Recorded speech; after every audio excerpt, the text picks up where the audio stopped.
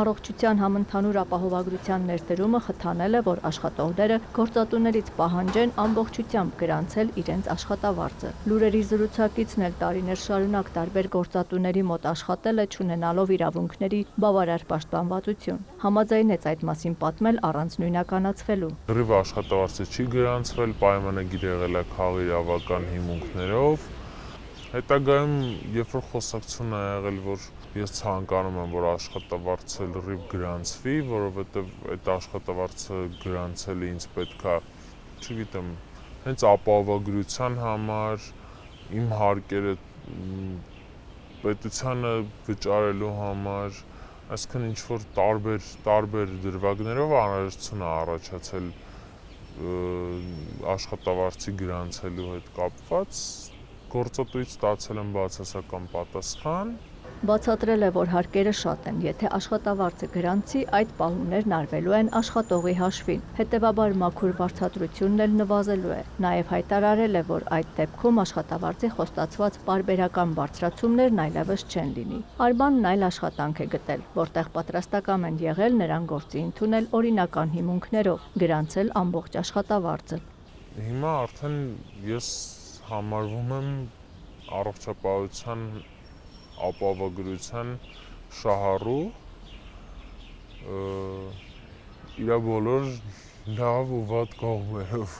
Ապահովագրության շահառու դառնալուց 1 ամիս հետո դիմել է առողջապահական հաստատություն։ Անհրաժեշտ հետազոտությունն անցել ու պատրաստվում է վիրահատության։ Ծառայությունների համար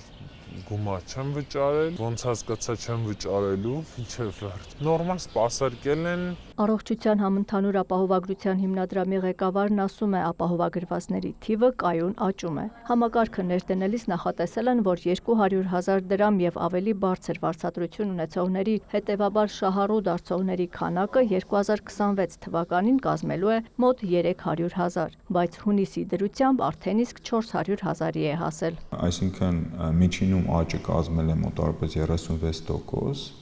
իսկ 200-500,000 դրամ աշխատավարձ ստացողների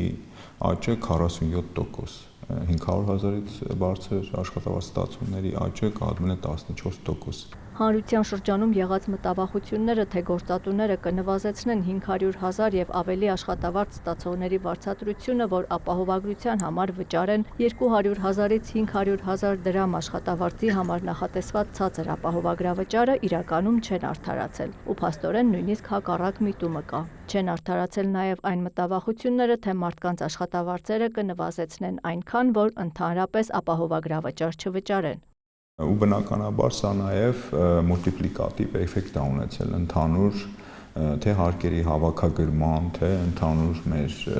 նաև ծախսերի, որովհետև այդ գումարները, երբ որ արդեն հայտարարագրվում են աշխատավարձի տեսքով, դրանք նաև ծախսվում են, այսինքն ինքը տնտեսության վրա լուրջ ազդեցություն է նաև ունեցել։ 200,000-ից բարձր աշխատավարձ ստացող եւ ապահովագրություն ունեցող մոտ 400,000 շահառուների 120,000-ն արդեն օգտվել է այս կամ այն ծառայությունից ապահովագրության շրջանակում։ Ծառայությունների սպեկտրը բազմազան է, նրանց կողմից ստացված, սկսած հասարակ վիրահատություններից մինչև սրտի ստենտավորում,